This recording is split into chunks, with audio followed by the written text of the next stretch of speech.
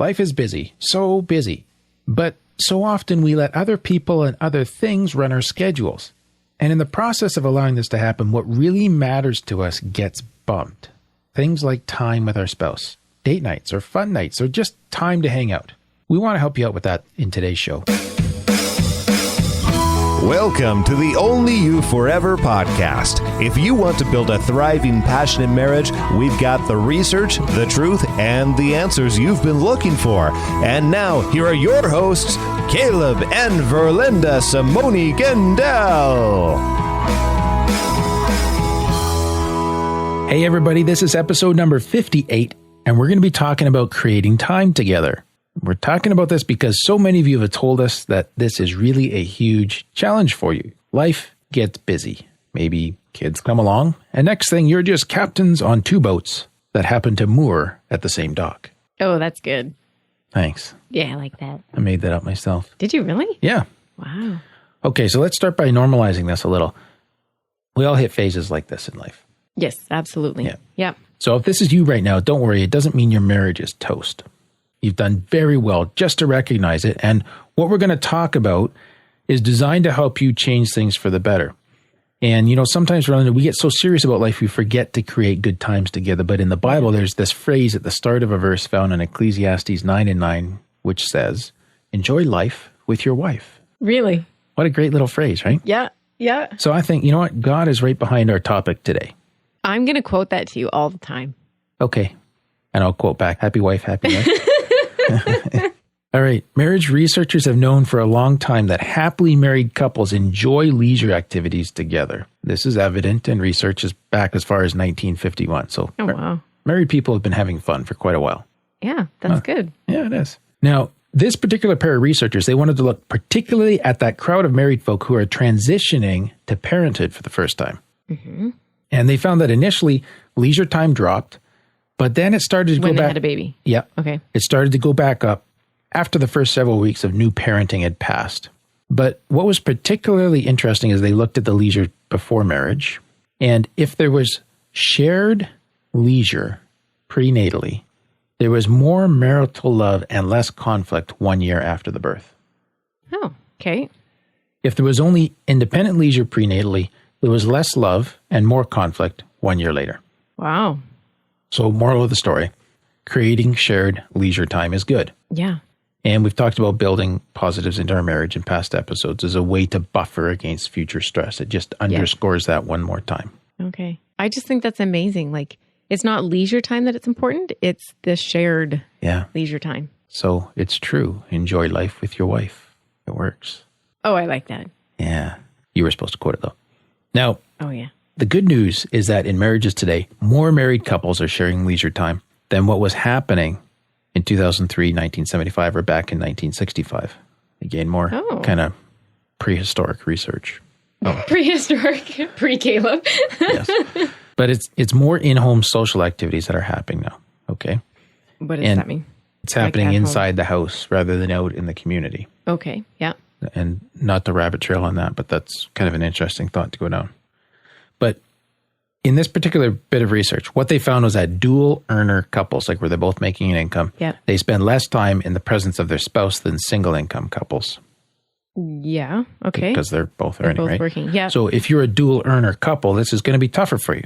Yeah. And they also found, not surprisingly, that the presence of children also equated to a drop in the amount of joint leisure time with a spouse. That's very obvious too. Yeah. Yeah. So, but I just kind of mentioned this for Linda to normalize what's going on for people. Because I don't want, when people are struggling with, we have trouble spending time together. Are we the only persons in the world that have difficulty getting leisure time together? And the answer is no. This is so common. Okay. Yeah. And you're not struggling alone. We all face these challenges. So the question is, what to do about all this? Okay. Okay. So as I was coming to this, the first thing I thought of is I want our listeners to drop the idea of time management. Because you can't manage time. But that's like such a key word right now. I know. And I'm about to put a different label on it. But just think about it, right? The clock keeps ticking. So you can't manage it. Right. You can't do anything to slow it down. You can't stop it or pause it or change the speed, right? It's going to happen whether you think you're managing it or not. And thinking too hard about trying to force time to do something for you means you're giving the power over to something outside of your control because you can't stop the time. So why give time the power? Okay. What you can manage is yourself. So forget about time management. Let's talk about self-management. Oh.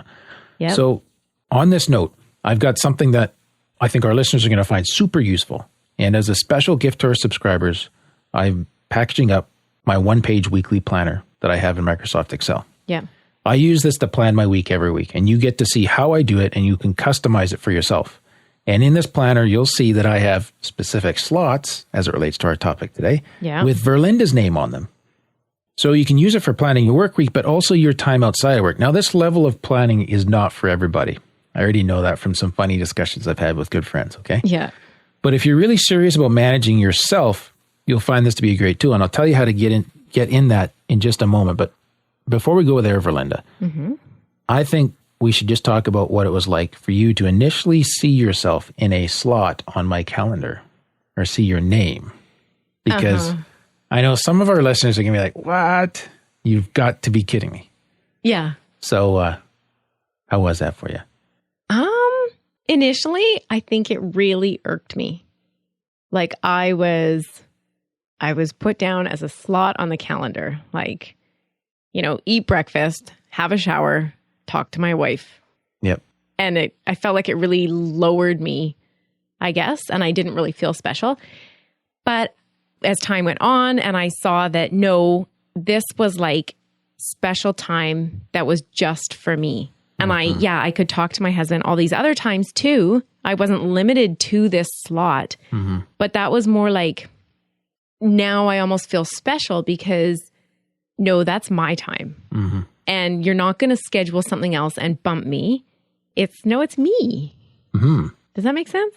Yeah. So it's really, but I had to change my way of looking at it. Because at there's first, perception there, right? Yeah. At first it was like, oh, thanks, buddy. Because like if I have, brushed my teeth on my calendar, that's the only time I brush my teeth. Like, you don't brush them all day. No.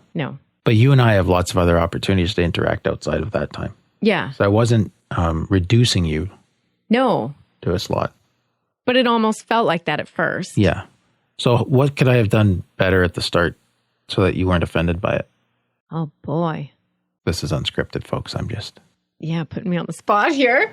It's fun. I think maybe explain right off the bat, like... That I'm not limiting you to this slot. Yeah. You're so special to me that I want to make sure that we have this undivided time every week. Boom. Nice. Good. All right. Hope y'all heard that. Enjoy life with your wife.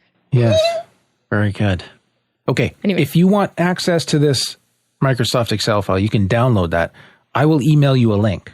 All you need to do right now, this is for our listeners. I'm not talking to my wife anymore.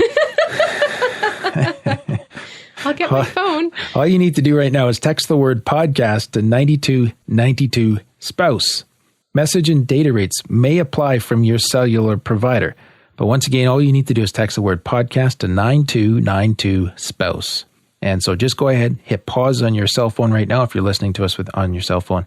Send that text message off, and we'll get you set up with a download link to the file. Okay, now to help bring this into your daily life. So the first thing to think about what you do. The first thing, is to think about what you do when you're together. What you already do, you mean? Yeah. Okay. How do you manage yourself during the time you already have? Okay. Okay. So most couples' time together is meal times. Usually, the evening and then the evening meal and then afterwards. Yeah. Okay. So if you want to have time together, we don't want you to cut back on sleep. We had an awesome interview in episode 38 with Sean Stevenson on how sleep impacts the quality of your marriage. So don't cut back on your sleep. Don't cut back on your sleep. That's going to be hard on your marriage. That's going to work against what you're trying to accomplish here. Yeah. But what I do want our listeners to do is to think about the amount of time spent watching TV and video, because I think there's a quick win here. Okay. And this might blow a lot of our audience away, but Verlin and I do not own a television, and we do not subscribe to Netflix or any streaming service or cable or anything like that. Mm-hmm. We do breathe oxygen, and we do put our pants on one leg at a time. So we're not totally weird, but the decision to live free from all sources of streaming media is a huge blessing to our family because we have way more time together. And when we're together, we're not distracted by the television going or by the movies that are running. Mm-hmm. Do you know what? I found this like with Dad in the hospital and, we're in the common dining room area and there's a TV going and it's just going quietly, but we can hardly carry on a conversation because everybody periodically strays to the TV. It just drops your level of engagement. Yeah. And you can have such a better visit Yes. out in the hallway, foyer area or his room or whatever, where there's not that continuous distraction. Yeah. I mean, same goes in our marriage. If we're sitting there watching a TV, how much are we actually interacting? Yes. Huh. Okay. And that's where I want to challenge our audience to think about the role of TV and movies in their life. So I think, and I'm not sure on this quote here, but I think it was the Christian philosopher G.K. Chesterton who observed that as a result of our entertainment culture, he said, we're all in this together alone.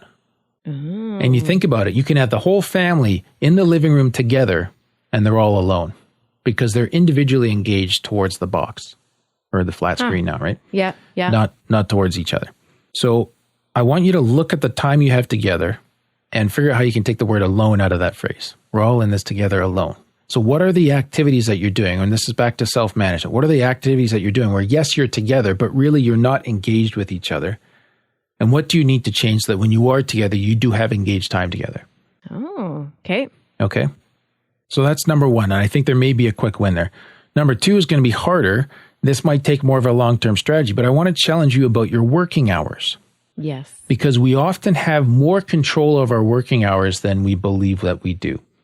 Okay. Now, some of you will be on shift work. You simply have to work the shift work. Yeah. But a lot of folks, if you're self-employed or you're even in your job, the number of hours that your manager expects you to work and the number you actually work, we're often trying to do more to please someone. Yeah. Or please a client or get more done. And we derive some value. Maybe it kind of fits our martyr complex a little bit or hero syndrome or whatever it might be. But if you really stop and think about it, you could take some hours back from that and give them back to your spouse.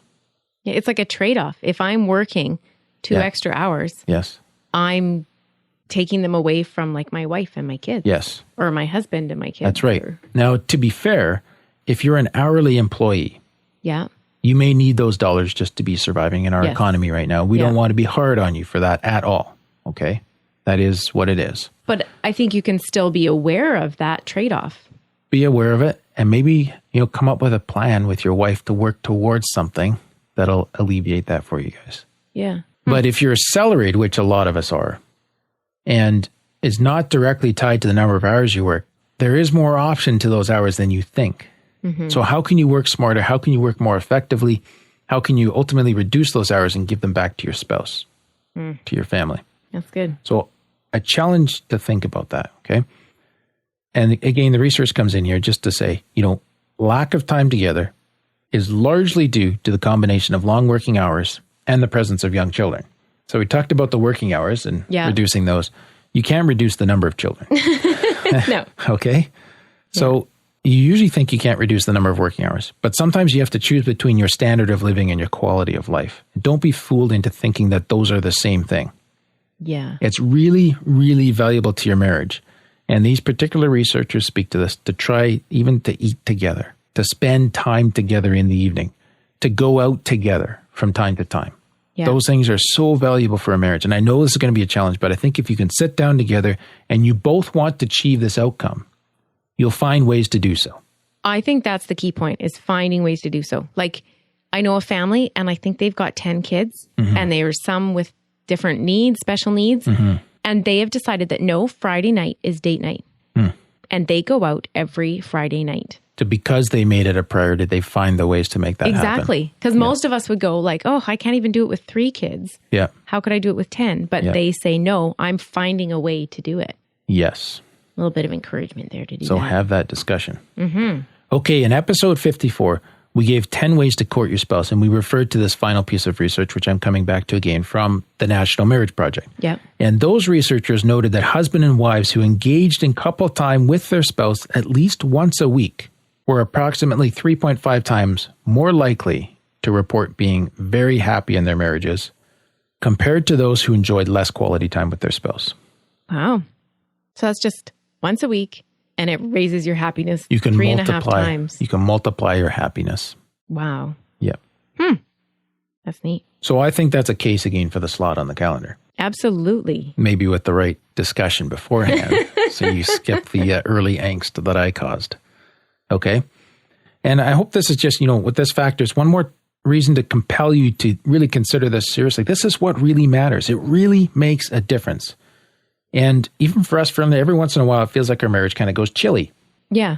And more often than not, we've just lost the habit of spending quality time together. Something crazy happened or life just got crazy all by itself or whatever. Yeah. But, when we notice the chill, it's like, okay, let's figure out how to restore our time together. Yeah. And things warm up again quickly. Yeah.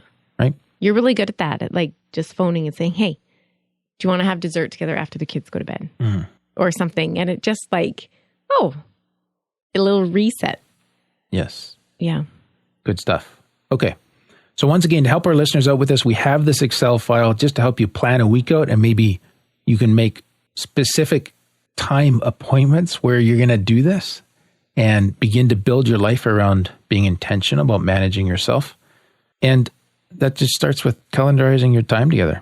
So this tool is what I use. I want to share it with you. And to get a download link to this tool, just text the word podcast to 9292 spouse. Message and data rates may apply from your provider. But once again, all you need to do is text the word podcast to 9292 spouse, and we will email you a link. Take a look at that Excel file.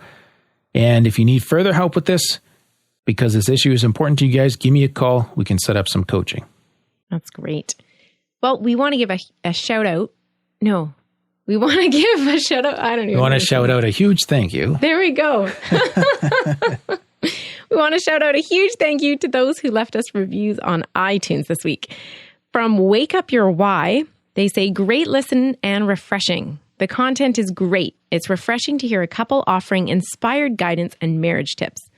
So thanks, Wake Up and Why, for your review. Wake up and why? Is that not his name? Wake up your why. Wake Up Your Why. Why would you want to wake up? What? Never mind. We'll just say thank you. Did I say it wrong? Well, that's all today for today's episode. I think we need to schedule some time for coffee. Apparently. Caffeine. All right. You can get the full show notes at oyf.link/58. If this is your first time listening to this podcast, make sure you hit subscribe so you don't miss any future episodes. Have fun creating more time together, and we'll see you next week. Thank you for listening to the OnlyYouForever.com podcast. Please help us reach and influence a wider audience by rating and reviewing our podcast at OnlyYouForever.com/love. Thanks for listening, and we'll see you next week.